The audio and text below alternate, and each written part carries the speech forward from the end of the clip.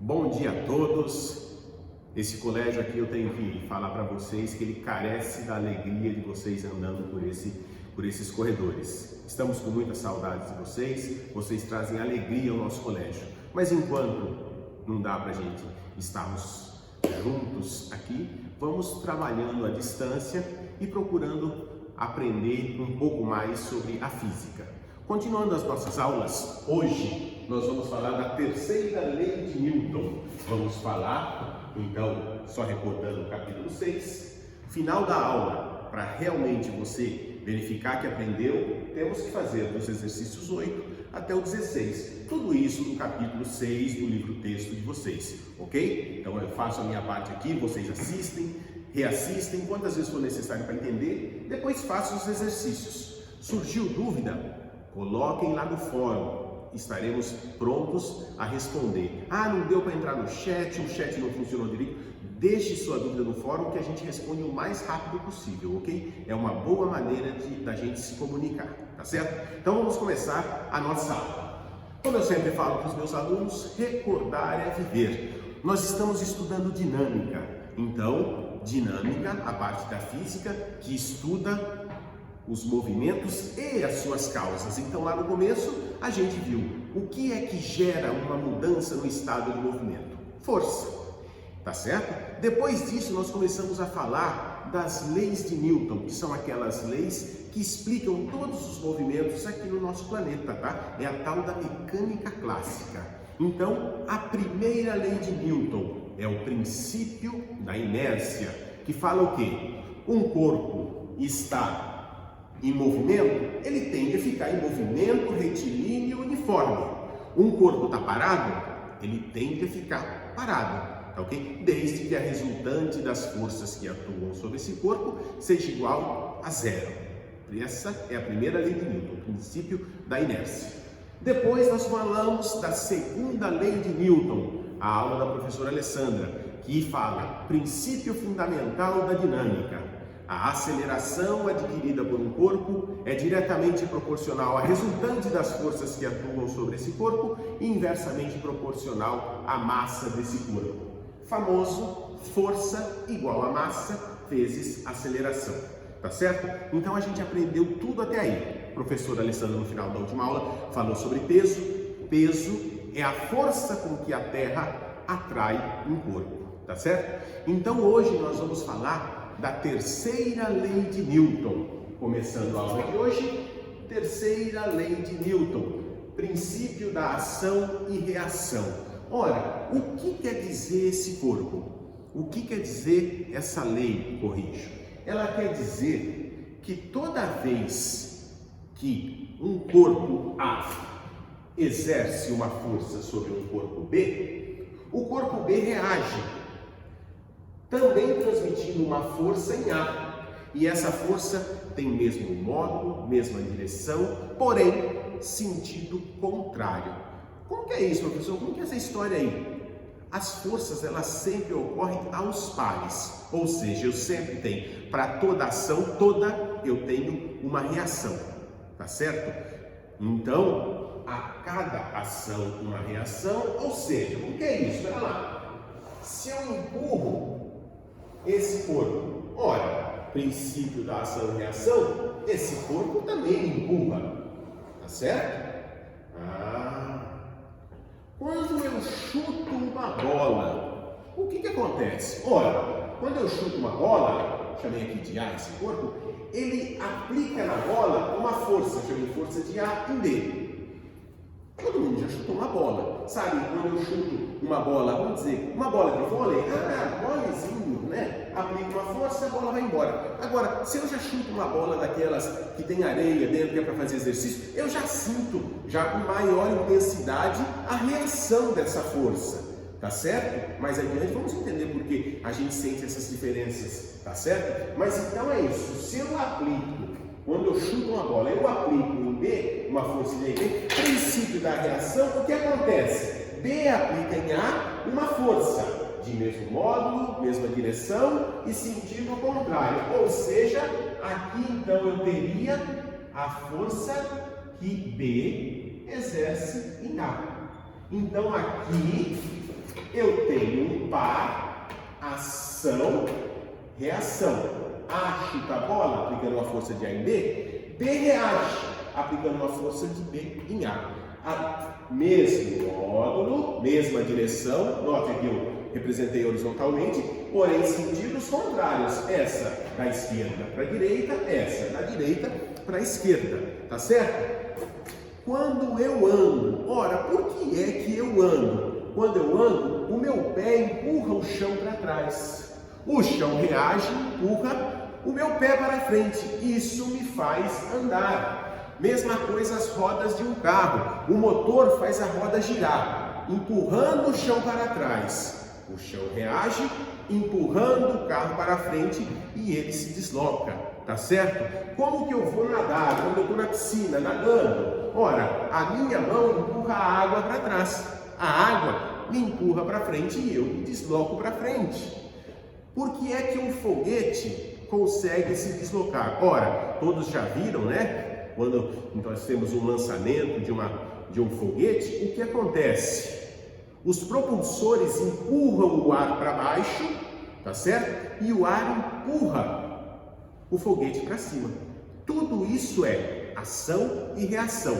Sempre as forças ocorrem aos pares, o par, ação e reação.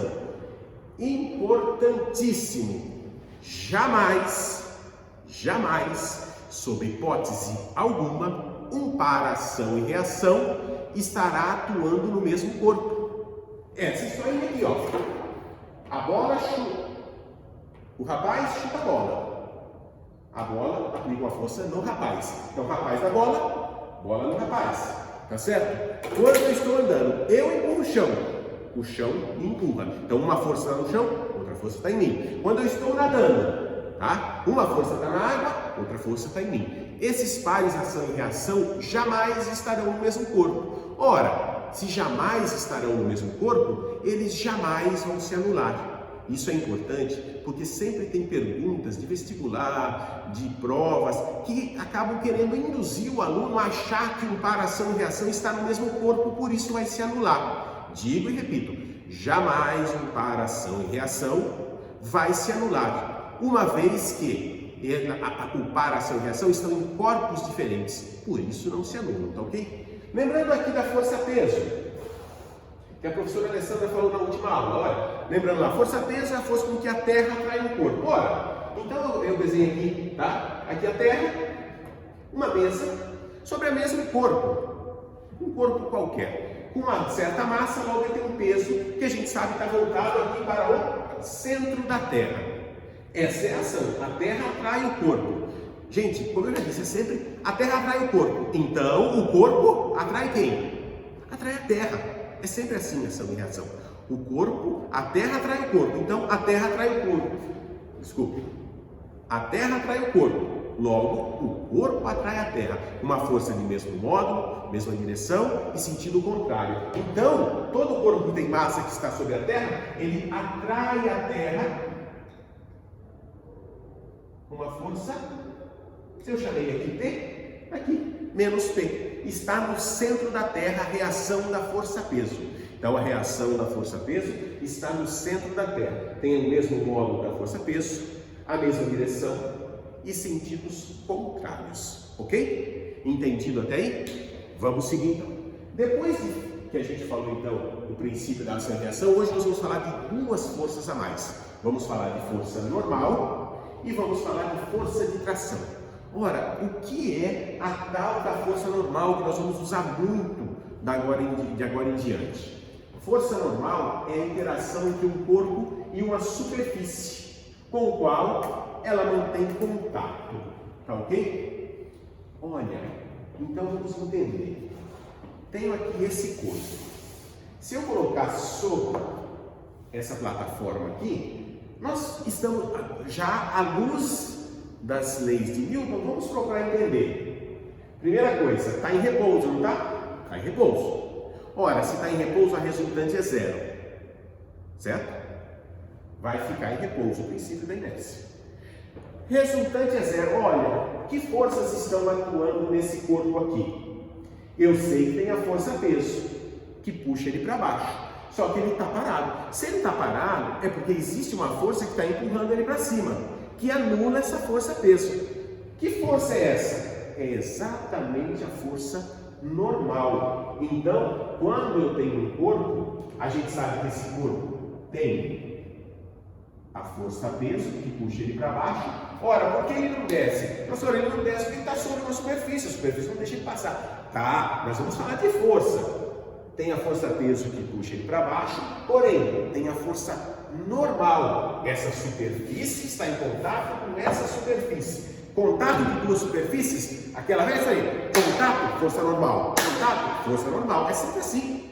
Deu contato, tem força normal. E é isso que está acontecendo aqui, tá certo? Eu sei, já olhando essa situação, que os módulos de peso e normal são iguais. Como que eu posso concluir isso? Eu posso concluir que o meu corpo está parado.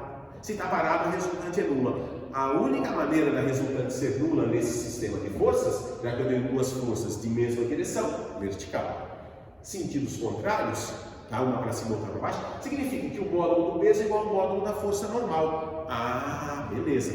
Gente, só cuidado com uma coisa. Eu já disse que a reação da força-peso está no centro da Terra.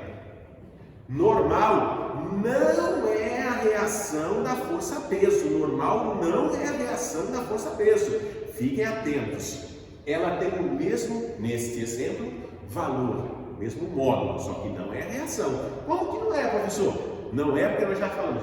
Jamais ação e reação estão no mesmo corpo. E aqui a gente pode ver que o peso e a normal se encontram no mesmo corpo. Ok? Vamos ver outro exemplo aqui. Esse corpo aqui, tá certo?